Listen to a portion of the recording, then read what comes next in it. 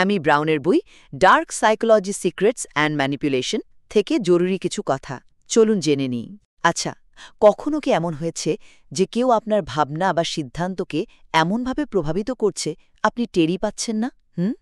এই বইটা ঠিক সেই সব মনস্তাত্ত্বিক খেলার কথাই বলে যা আমাদের আশেপাশে, ব্যক্তিগত জীবনে, এমনকি রাজনীতিতেও কিন্তু ব্যবহার হয়। প্রথমত দেখুন, এই কৌশলগুলো না আমাদের দুর্বলতার সুযোগ নেয়। মানে ধরুন আবেগ, একাকিত্ব বা হয়তো কম আত্মবিশ্বাস। যেমন ধরুন গ্যাসলাইটিং, এটা আপনাকে আপনার নিজের বিচারবুদ্ধি নিয়েই কেমন যেন দ্বিধায় ফেলে দেয়। আবার ধরুন লাভ বম্বিং, মানে শুরুতে অতিরিক্ত ভালোবাসা দেখিয়ে আপনাকে পুরোপুরি নির্ভরশীল করে ফেলা। তাহলে বাঁচবেন কি করে? দ্বিতীয়ত, আপনাকে খুব সচেতন থাকতে হবে। কেউ কি অস্বাভাবিক চাপ দিচ্ছে? মানে চিনে ফেলতে হবে ব্যাপারটা। নিজের একটা মানসিক গণ্ডি বা বাউন্ডারি তৈরি করুন, আর যখন দরকার নেই এমন অনুরোধে সোজাসুজি না বলতে শিখুন। আর সব শেষে একটা ব্যাপার আছে, এই কৌশলগুলো জানা কিন্তু শুধু নিজেকে বাঁচানোর জন্য না, ঠিকমতো বুঝলে এই জ্ঞান কিন্তু কিছু ভালো কাজেও লাগতে পারে।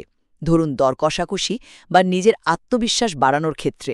আসলে মূল কথাটা হলো সচেতন থাকুন, নিজের চিন্তা আর আবেগের নিয়ন্ত্রণটা অন্যের হাতে যেতে দেবেন না।